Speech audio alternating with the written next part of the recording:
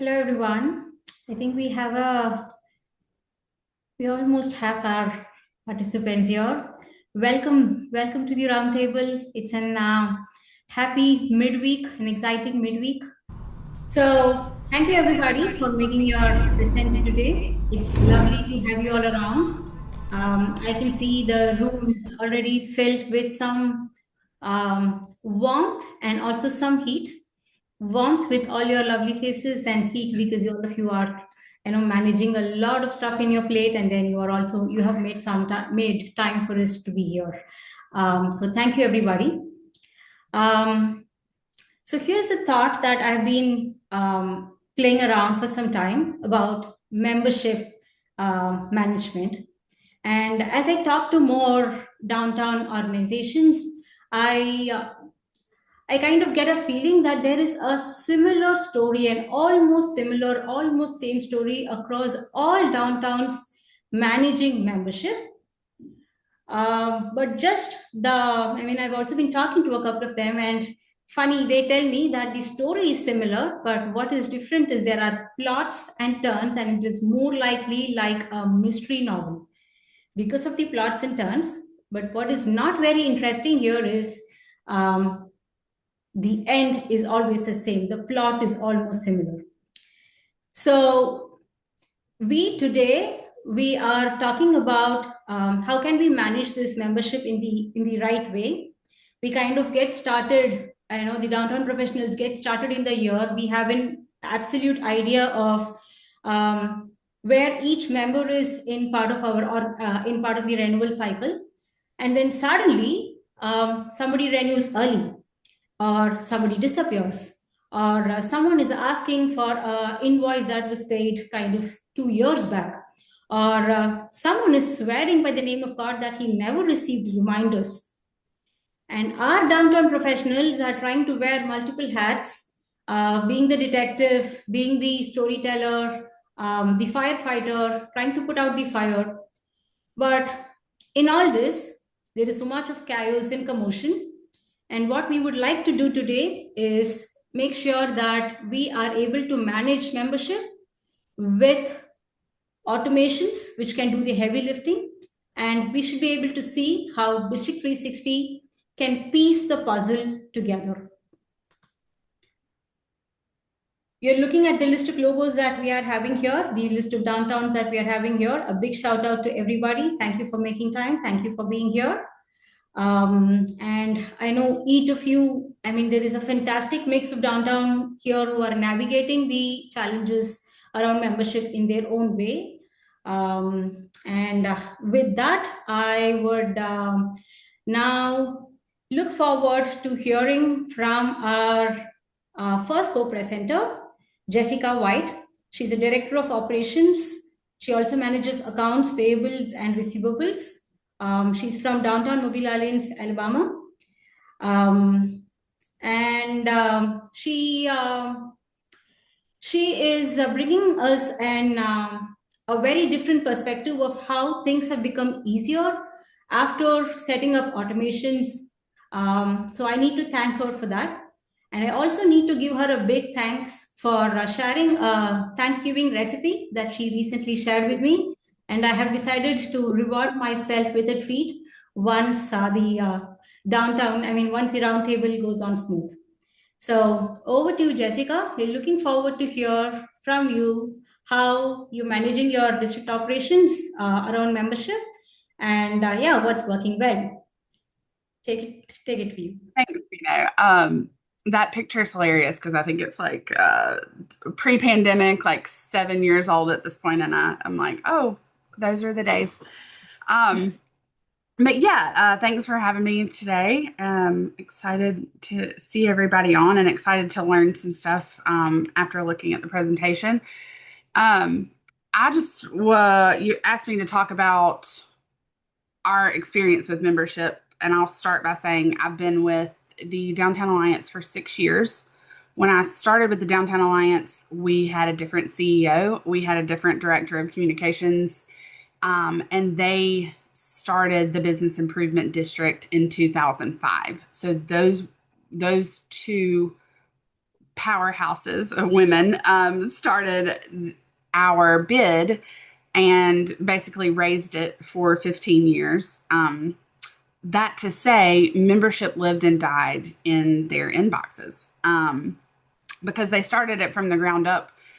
We realized that there was basically no succession planning, and which is why we even started down the path of finding a CRM.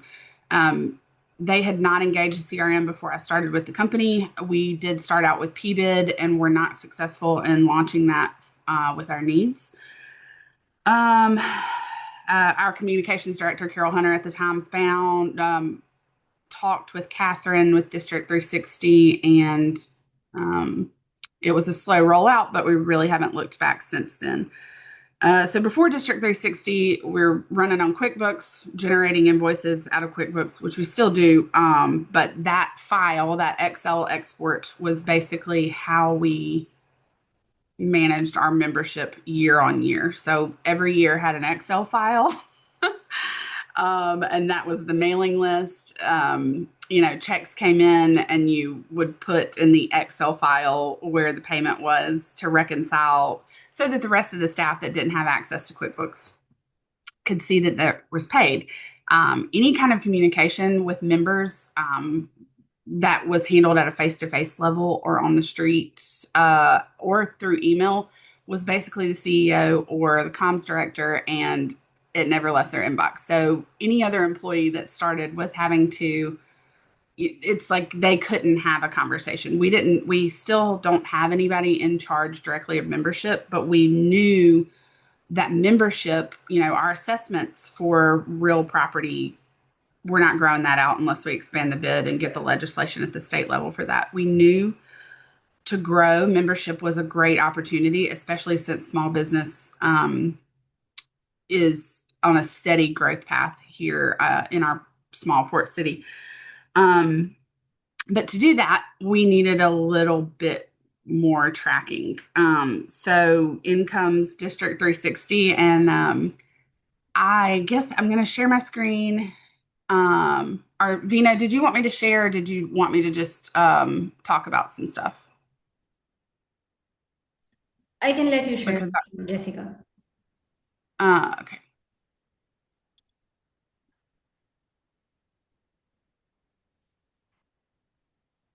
I don't know if it's going to let me. It's saying it's not allowed to share, but that's fine. So so from our website page, now you can fill out a membership form and it automatically enters it into District360. And it automatically from the membership creates a business as well. So we do have our marketing coordinator, and we will all make business contacts and put them in District360.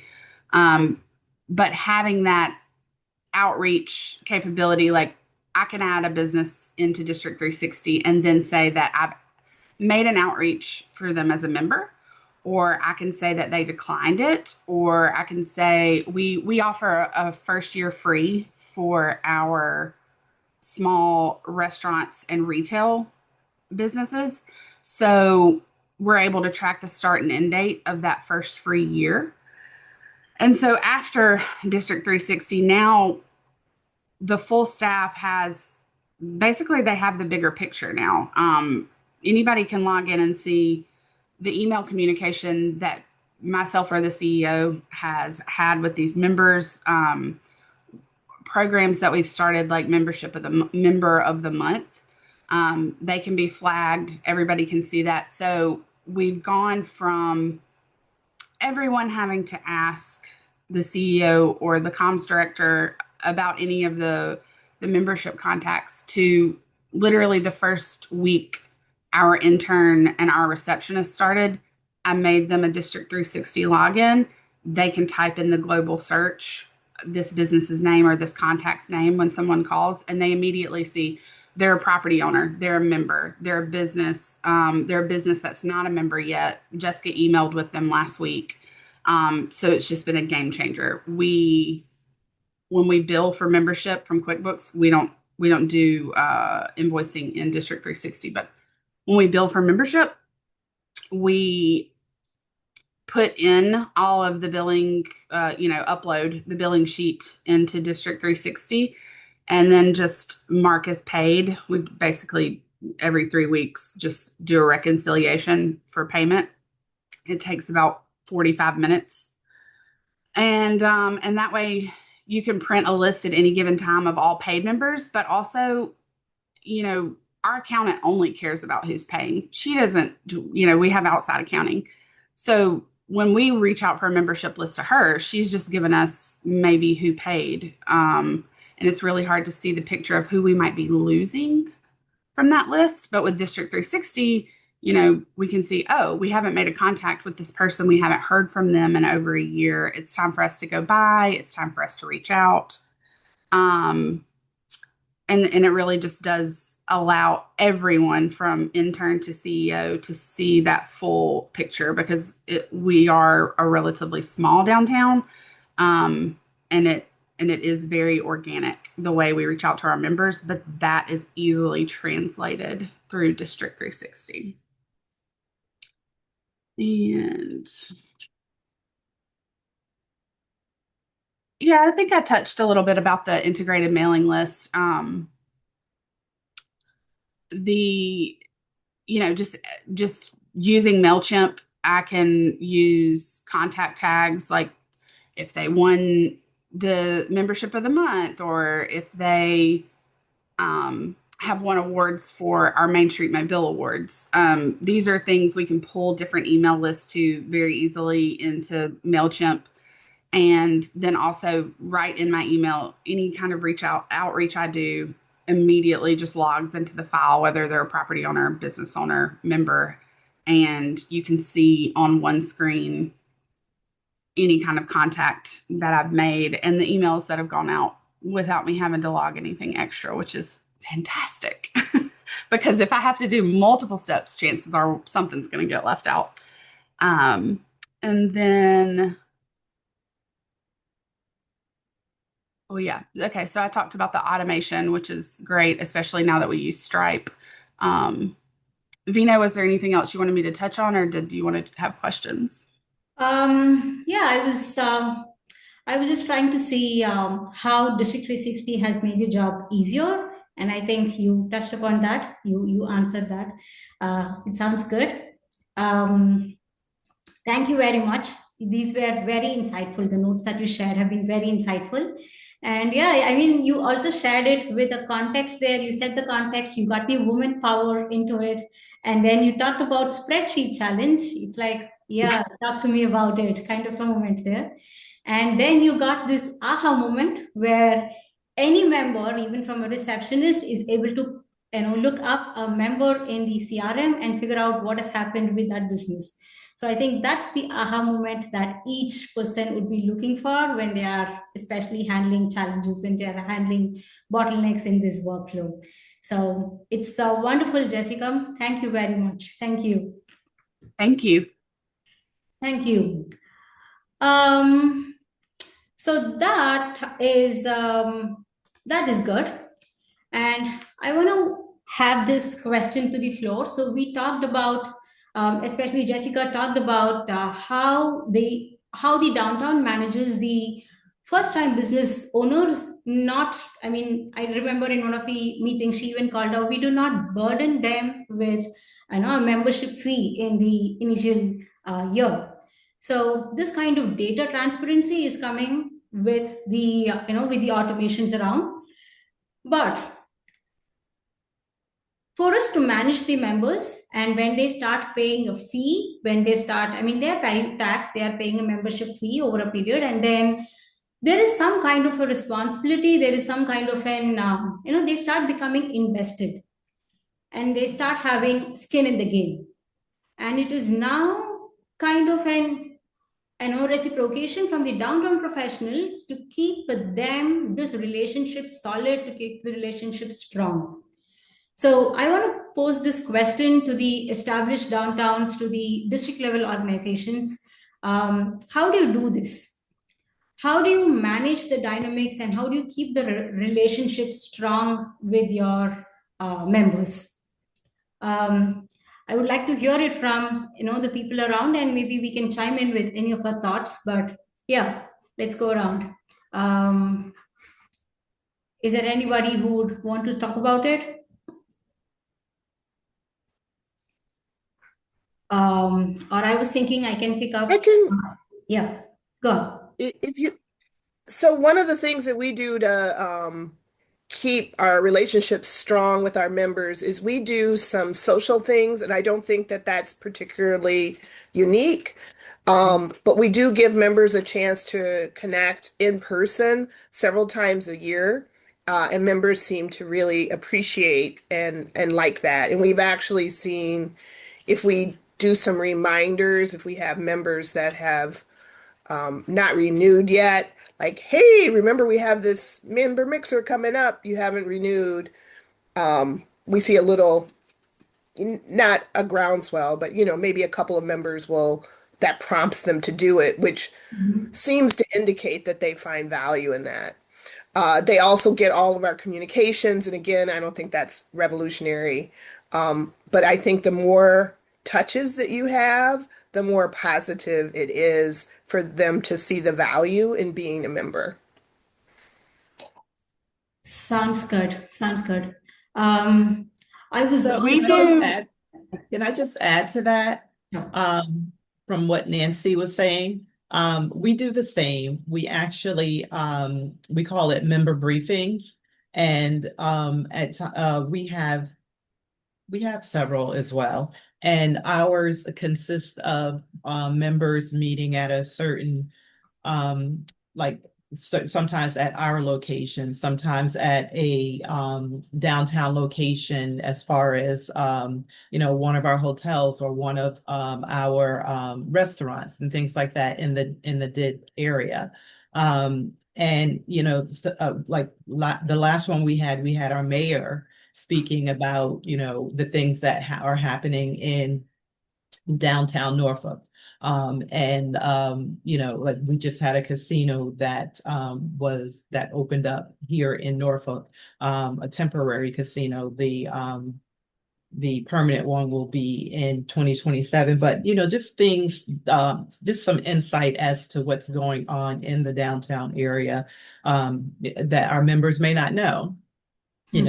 'Cause we sometimes will have a briefing at like I guess like when we do have the briefings at a location, we actually had like our state legislators there and describing what they do and things of that nature. So that's basically how, I mean, that's one of the ways that we actually stay in touch with our members outside of calling them up and not, flooding them with our emails. I can see there's a lot of effort around. Christina, you have your hand up. Yes, I had a question. Yeah. So historically, we have relied on our special improvement district assessments to fund the bulk of the organization. Mhm. And if a business is located within our special improvement district, we have considered them to be members. So we've really only sold memberships outside of the special improvement district. I am Mhm. wondering if y'all take that approach, or are you selling memberships to businesses in your improvement district? We try to get it where we can. Yeah, As I far mean, I as I far as came from membership. a more traditional nonprofit background, and Mhm. thank you because I thought that that was a little that we were leaving dollars on the table. Let's just put it that way. I Mhm. Mhm. I would agree. More I money, would more concur. mission. We we do have members that pay our membership because the benefits you're getting for being a member is a completely different silo than the benefits you're getting from your special improvement district. And the other important consideration is the special improvement district. I don't know how it works in your state, but here Mhm. in Michigan, it goes to the property owner, not the leaseholder. So Mhm. in Exactly. many cases, the businesses that would be paying us a membership fee are leasing that space from an Mhm. owner. The owner is the one that's paying the assessment, which is also providing very specific, um, benefits. For us, it's Mhm. safety and security. Mhm. So that's a separate bill from what you're getting from membership, and often they're Mhm. not the same person or same entities. Right. Exactly. And That's then it gets us into all kinds of issues because what happens if a business is outside the improvement district, but they're not a member? Are we supposed to be promoting them? Are we only promoting businesses in the improvement district? Thank you for that affirmation because So, I so I want nearly to fell say, over. Christina, we actually have our Downtown Mobile Alliance. That's the name we go by, but our business improvement Right. district is actually under Downtown Mobile District Management Corporation, and that's the 501c4. But DMA is a 501c6, and we actually run it side by side. I mean, the same staff runs those two nonprofits that run side by side, which I think that's Yes. pretty common. But that way we use the 501c6 DMA to be able to not deliver clean, safe services because those are business improvement district services, but to be able to advertise on social media and give them our following on social media and kind of include them and pull them in, we can administer outside of the business improvement district using that 501c6 and using the alliance as the membership organization and keeping it separate. I mean, DMDMC will fund things from the alliance, like that board will vote to give money for this thing, but we apply it to DMA in Mhm. order for it not to have to be inside the business improvement district. okay. Yeah, That's our SIG contracts with they're both C3s, but the improvement district contracts with the partnership to provide SID services, plus we provide other services. So we've got in some ways, it's a simpler operating structure, but it also creates some barriers. okay. Thank you, everyone. I know Thank you. when I know that you wasn't the topic, but thank you for letting me No, ask. this is good. I mean, this is the purpose that we want to have these kind of conversations. We get we let people talk to one another. There's so much of learning that all of us do, and this has got us layers. Now, talking about layers, I just want to organically dwell into another organization where they manage multi-tiered membership. Now we talked about relationships. We also saw how layers of performance happens within managing membership. But I have Downtown Detroit with us today. Nancy and Christina are from the Downtown organization. Nancy says she is new to the portfolio, but you just heard her. She sounds like a pro. And this Christina who's joined us, and I would like to hear from them specifically about how they manage the membership as a whole, and especially if they have hints to give us about how do they manage multi-tiered membership. Over to you. So, oh, yep. So, so I'm, so I was just like Nancy. We both kind of came in on the same time, so we kind of inherited this and had to learn how to do all of this. So, so beforehand, it was just all in invoices and it was all forms and it took a long time. But with District 360, and also with the help of GiveSmart, members are able to sign up and pay automatically. So the automation has significantly helped us and cut down on a lot of stress for the members and us. Um, but we've used District 360 to help keep track of all of our members and um, what tier they are, so we know if they've been paying a certain tier for a certain while and if they decide to go down or up, and to follow those trends. And we also, which we've been loving, is we've been able to integrate our GiveSmart, which is the platform that the members use to sign up, onto District360.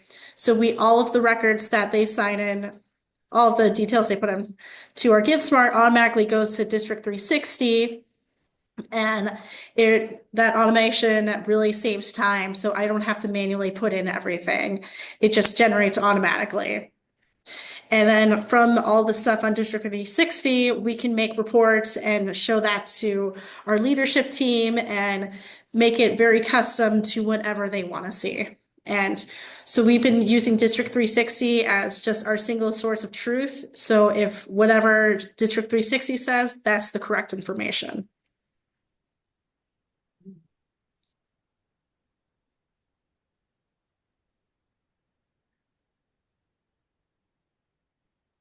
Christina, my hands really froze when you said, whatever District360 says, that's my correct information. So it took me a second to unmute my screen, but thank you. Thank you for saying it loud. That sounded lovely. That was music to my ears. Thank you. Yes, and that's basically why we would say District360 is the piece which can, is the piece of the puzzle that can make it look complete. So you will also hear more about it as we go further. And what do we have next? This is about how you can manage donations and fundraising. Again, almost through the same workflow of membership.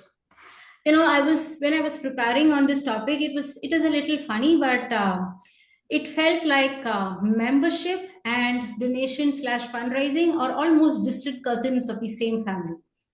They have same traits. It looked like membership is saying, hey, I'm structured. I come with a lot of tiers. And I'm supposed to be following renewals.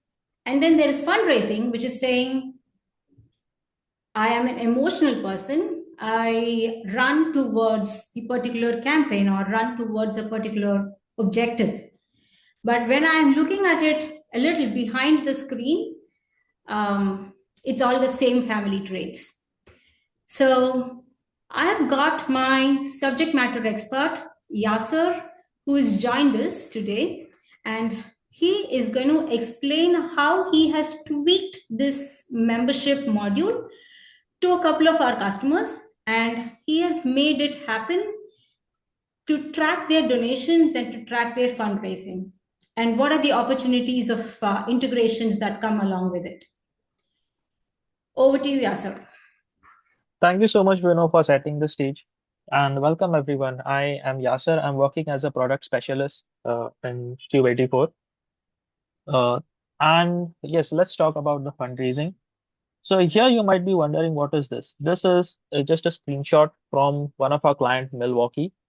And what you see here is they are trying to raise fund for Big Truck Day 2024.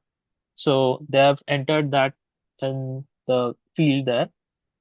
And to the right side, you can see it says total budget. So as soon as they entered the fundraising record, they also set the budget for that. And the beauty of this is at the bottom, you can see it says all the name of the businesses that are contributing to this fundraising and along with their sponsored amount. And all that amount gets accumulated in total cash funding. So you can literally compare the budget versus the amount raised side by side. So this is how, and this fundraising is for one particular objective, just like Vino was saying. Vino, can you move to the next slide? Great. Now, here you can see this is the dashboard, and the first thing on the dashboard says Big Truck Day. This is the record that we were looking at on the last slide. Now you can see, just like Big Truck Day, there are a lot of other fundraising programs going on.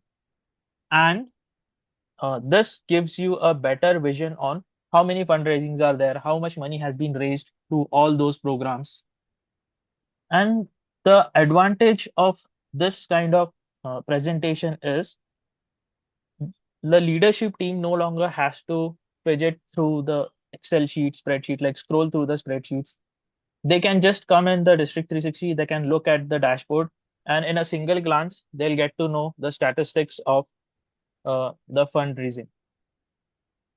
So that is the benefit of it. It reduces your time of gathering the data to like 90% because it just presents all the data to you in a single screen.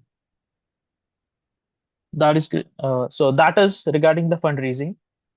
Now, when it comes to donation, I have set up donation module for one of my client that is Downtown Rally.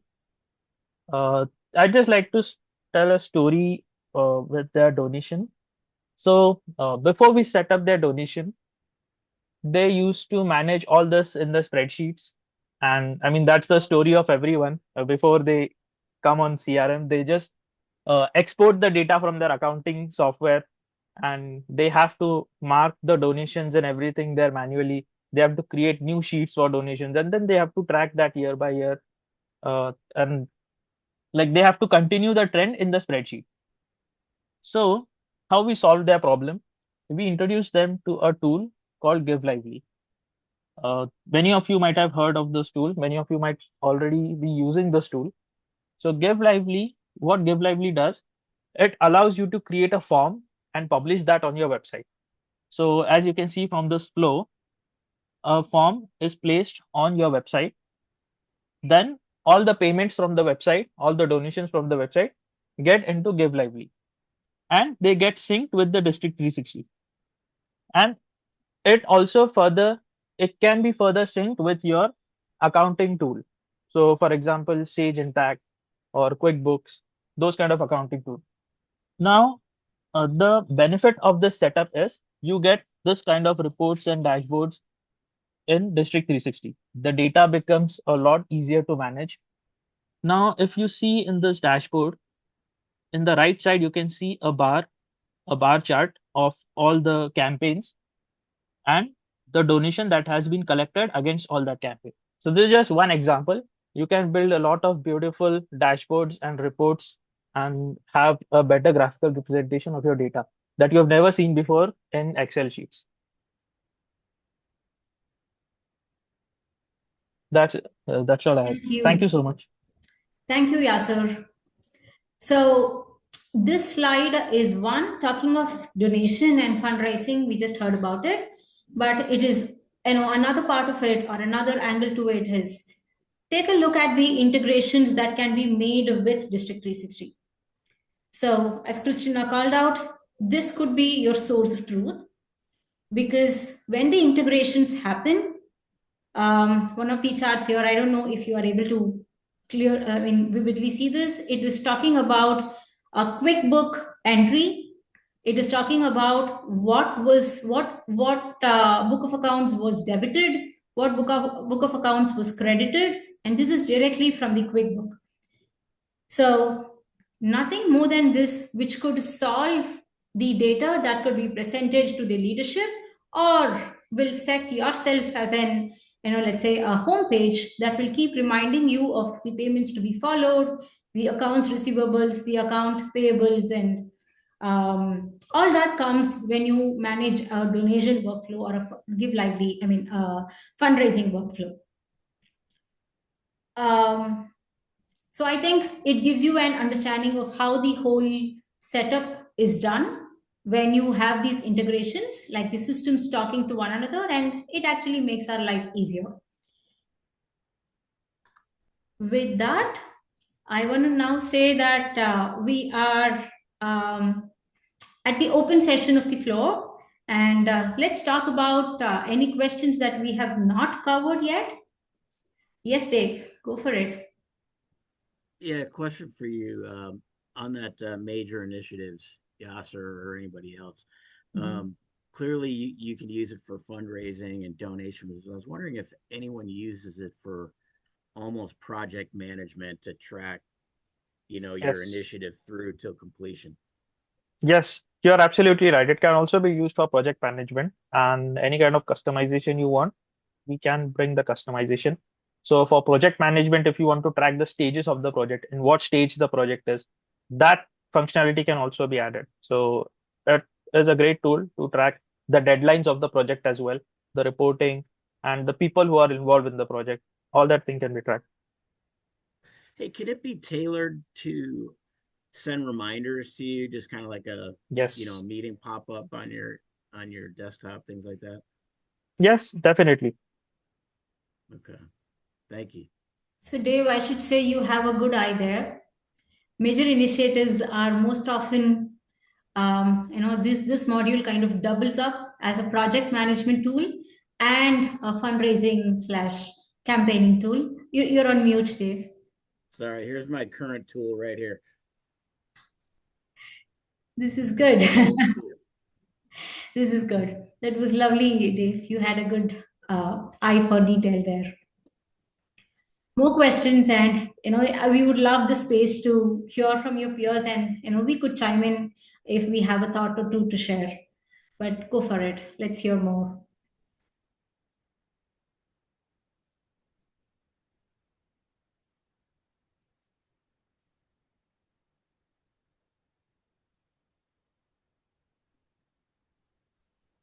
I have a question. My light is kind of strange right now, but I'm wondering of all the folks on here, how many of you do both fundraising and membership, or do you have a 501(c)(3) and you're not yet doing any fundraising with it? Like how many people are operational versus aspirational at this point? We're in the aspirational stage. This is Erin. We just got our C3 up and running about 3 months ago, and we're in the grant. We've gotten one grant. So we're very, very in the early stages of this, and we don't do membership outside of our assessment. So That's great though that you got a win as far as a grant within 3 months of launching the nonprofit. it helps that we have the UPS headquarters as one of our ratepayers. So yeah. We do both here in Detroit. We fundraise and we have membership. So we've had both the 501(c)(3) as well as the membership designation simultaneously for decades, actually. Okay.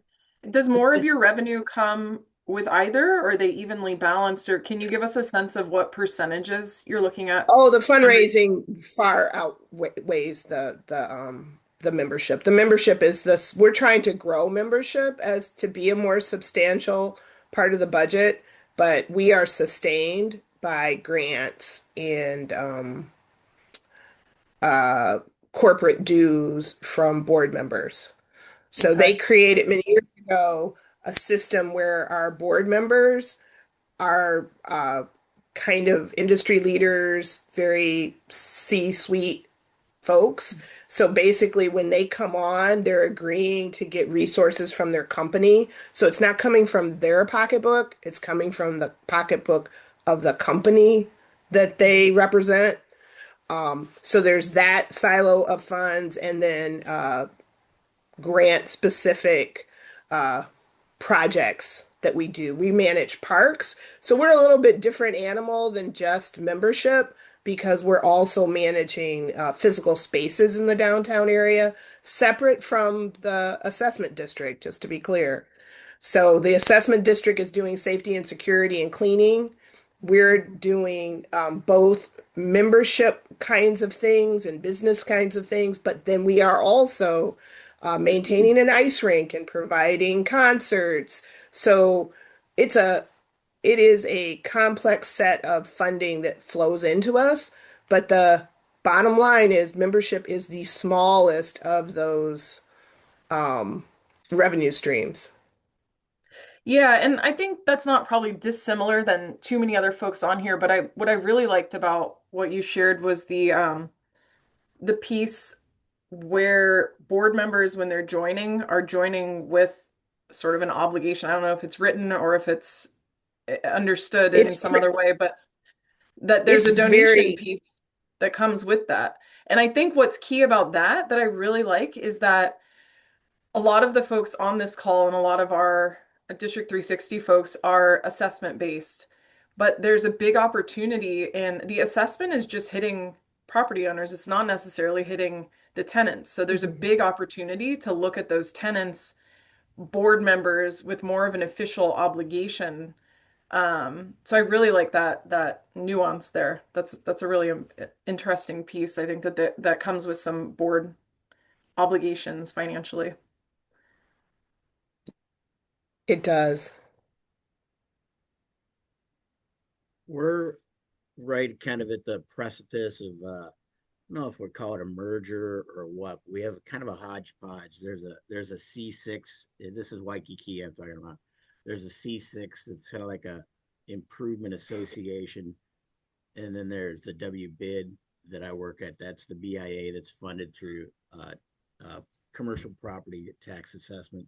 And then there's a transportation C3, and then there's also a beach improvement district C3, and it's a lot of the same people that are participating in boards and going to multiple meetings, and you could click on one meeting of one of those organizations and not even know which one you're in because there's so many familiar faces, and there's going to be a leadership change here in the next 12 months, so we're navigating through what reshuffling that whole deck would look like, and have the kind of the C6 as a kind of the governing body, and then have the C3s underneath, like many of your districts and cities are. So it's kind of exciting and nerve-wracking at the same time. And so with bringing that C6 on, that's why I popped in this morning, just to see if you can teach an old dog new tricks on fundraising and donations and things like that. So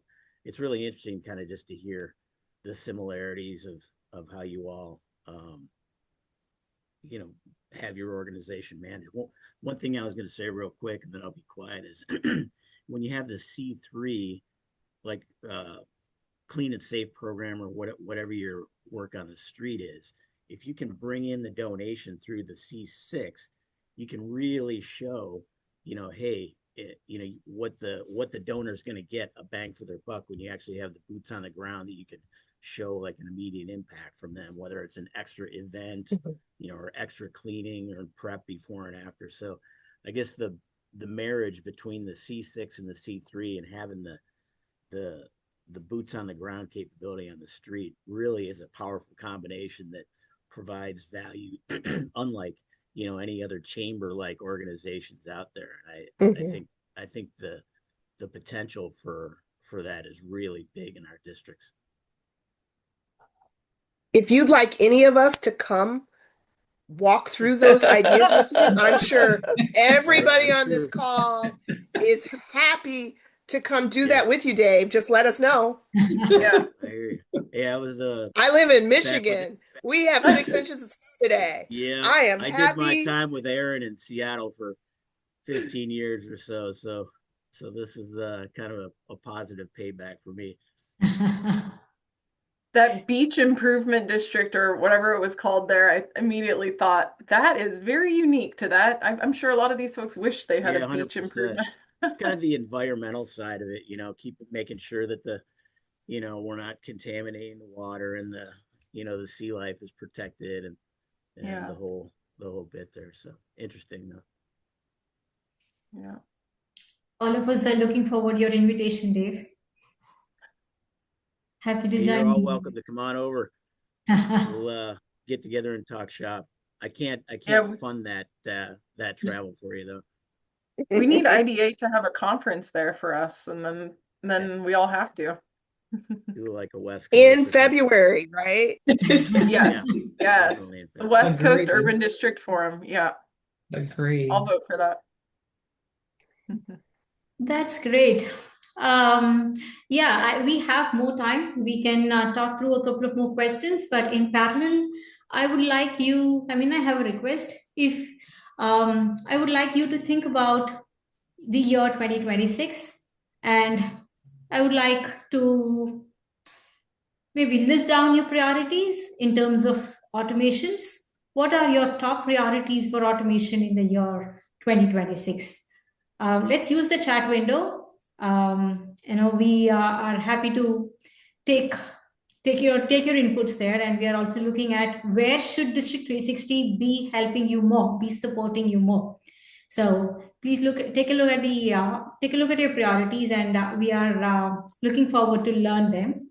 And yeah, we can keep this conversation on for a couple of more. I think we have some more time. We can keep this conversation on.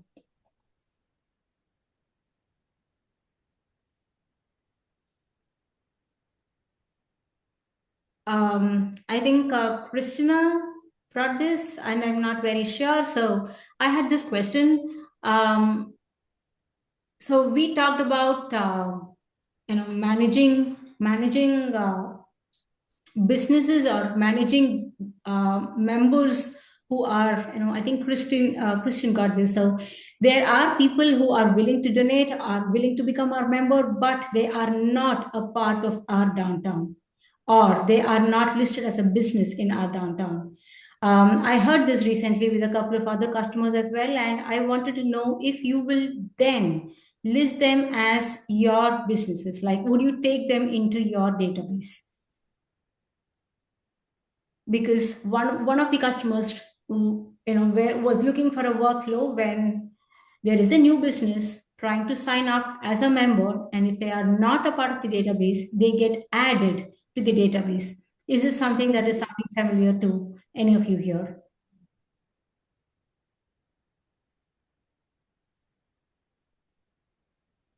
So I think you're talking about us, Vino. We take anyone who wants to be a member can be a member regardless of whether they're in the downtown footprint or not.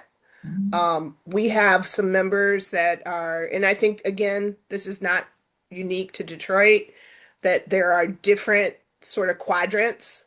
So we have another area called the Eastern Market. We have a member there that is very active. We have members that are from other parts of the city that just want to network with those downtown businesses. So if they pay the fee, they are welcome to be a member. And they get the same benefits. Okay, lovely. And they get added to your database. That's how it happens. And they're part of our database. And they're, if you guys go to our website, they are listed in our, we have a page that shows all of our members that has logos. They are listed there. Sounds good. That's nice. Talking of website, talking of members being listed there, this is another question. Do you also get to monetize the businesses? I mean, monetize from the businesses that are listed on the website? Like, this is another ask. My questions are all coming from what I hear when I talk to my set of customers.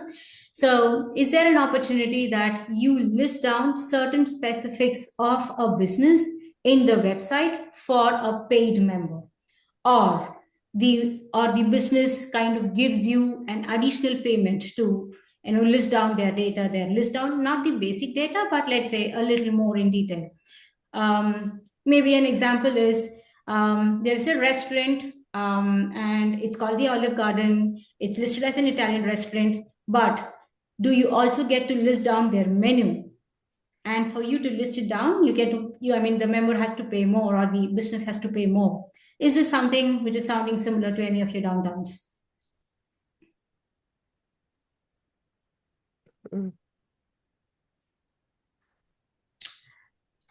Okay. That's an interesting idea I received, and we are kind of toying over it, how to get this automated, how to help automations work through this. But I think it's an interesting idea to play around.